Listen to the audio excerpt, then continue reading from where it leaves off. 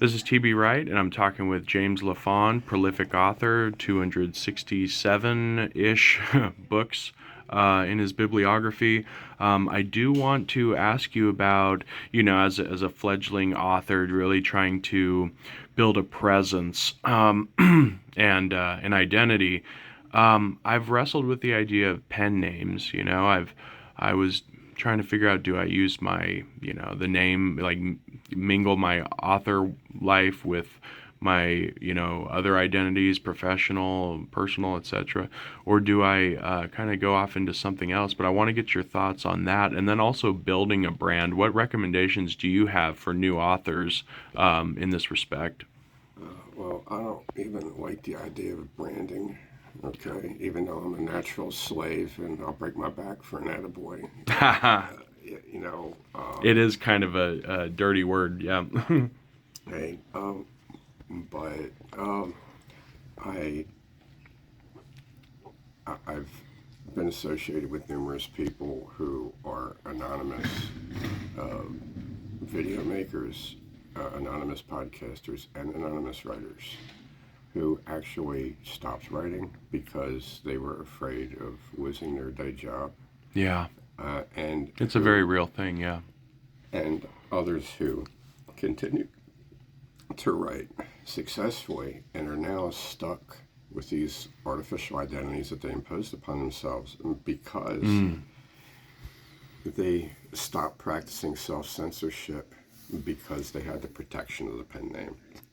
I was always writing as James LaFond. I had to realize that whatever I said in an interview like this, whatever I wrote, I had to live by. you own it, yeah. I had portions, and there's one portion, a couple Christian friends of mine were very worried when they knew that I believed in God, and I also believed I was going to hell. Wow. Okay, and this was in that period, 2017 to 2020. Okay, for a while I even thought maybe, uh, that was going to be, that was going to be my job. Yeah. Okay, and so I had to, and I've had guys write me and say, I'm really disappointed in what you wrote last night, because I actually admitted to the fact that I was really sick of my life, and I really hoped that I would be attacked so I could just end it.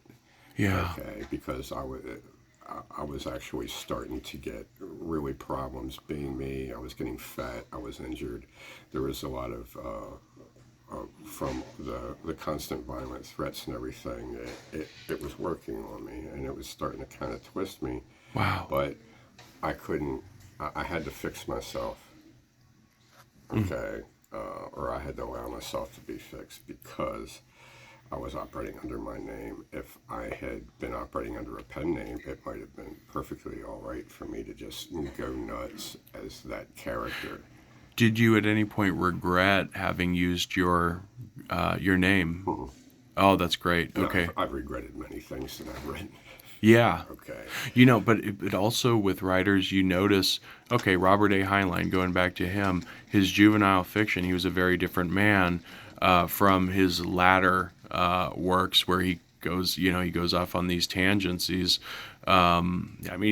virtually a different man. So there might be instances where somebody holds you to a past James LaFond, perhaps. I became my probably most immature and most juvenile self in my 50s. Oh, okay. Yeah. Okay. I Yeah. was more mature in my 30s and 40s Were because you I more was trying, careful? yeah, because I was trying to live up to a Oh, higher civic standard. you freed yourself. Once I became an outcast, I was starting to have fun being the bad guy. Yeah. Okay. What do you And recommend for that was a somebody? trap. Oh, yes. But I had to dig myself out of it because I'd already put my name on a body of work. I had children and grandchildren. I Yes. had readers that really cared about my here and now and my afterlife fate.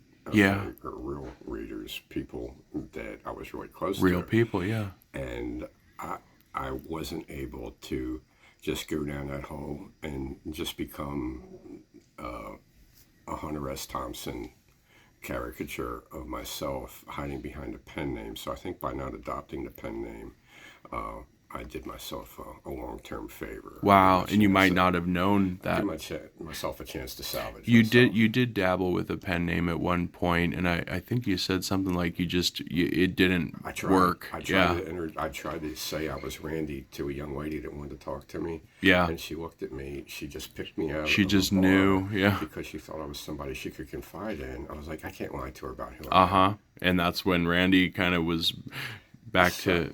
Yeah, Randy was still just a character. He was back on the bench. Yeah. Because the guy I was living with was like, please don't go by your name in this town because it's Portland, it's a liberal town. Yeah. You're a wackadoodle right-wing Yeah. guy. Right. Okay. Yeah. And I live here. And so I tried, but I couldn't. And I think it's eventually why he didn't want me staying there anymore.